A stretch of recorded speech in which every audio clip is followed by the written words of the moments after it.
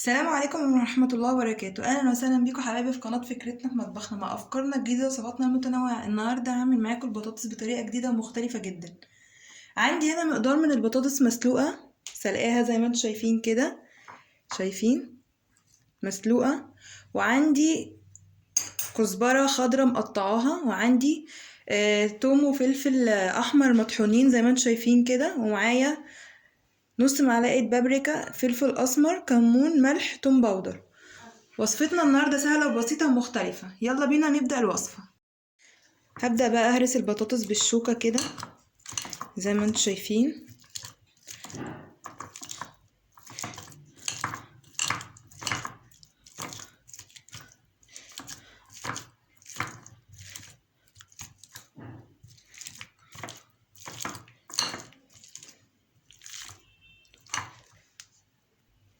هرست البطاطس كده زي ما انتم شايفين بالشوكة.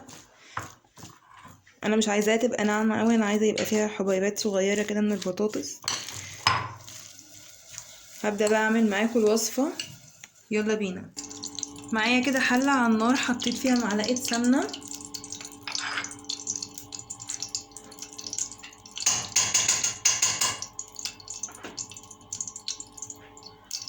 هنزل كده بالفلفل والثوم المهروسين،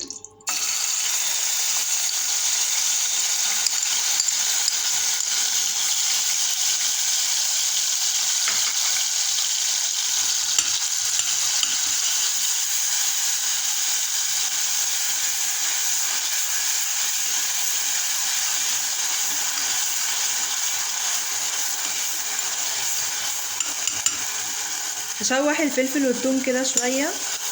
على فكرة البطاطس بالطريقة دي جميلة جدا ومختلفة وطعمها تحفة، جربوها بنفسكم وتعرفوا. زي ما انتم شايفين كده شوحت الفلفل والثوم شوية. عندي مقدار من الكزبرة مقطعة زي ما انتم شايفين كده، الكزبرة خضراء، هنزل بنصها بس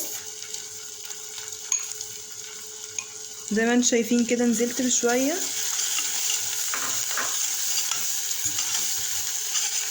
تشويحة الكزبرة مع الفلفل والثوم هتدي طعم جميل للبطاطس. هبدأ بقى انزل بالبطاطس على طول بعديها على طول.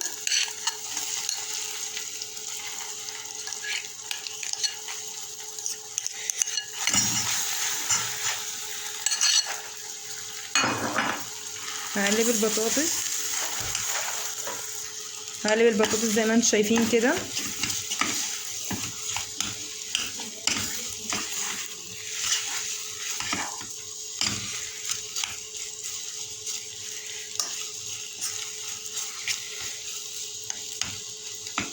هنزل بقى بالتوابل اللي انا قلتلكوا عليها، الملح والبابريكا والثوم البودر والكمون والفلفل الاسمر.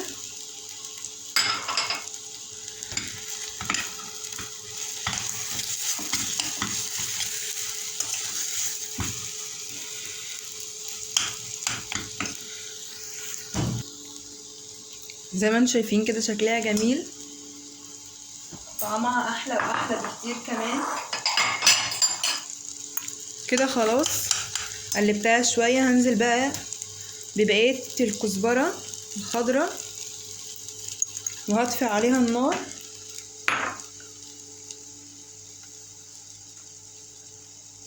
وهقلبها.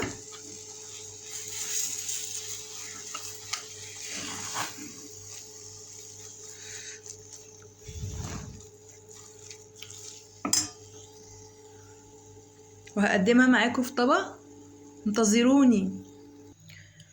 وبكده يا حبايب قلبي شكل طبقنا النهائي بجد، شايفين تحفة ازاي ولون البطاطس تحفة ازاي. بجد طعمها جميل جدا وبطريقة مختلفة وجديدة وطعم حكاية. كزبرة والثوم والفلفل عاطين لها طعم حكاية بجد. لو بتتفرجوا لاخر الفيديو شكرا لكم ومع السلامة.